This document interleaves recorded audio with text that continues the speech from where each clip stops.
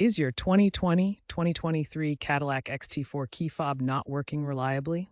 A dead battery is the most common cause. Save money and time by replacing it yourself. It's a simple DIY task that takes just a few minutes and requires minimal tools.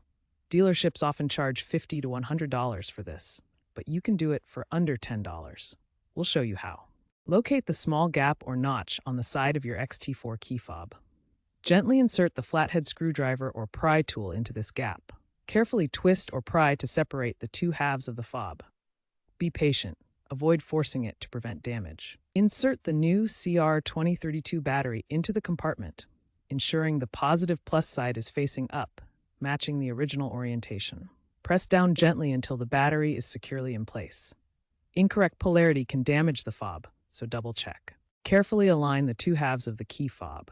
Make sure the edges match up properly before snapping them back together. Press firmly around the edges to secure the closure.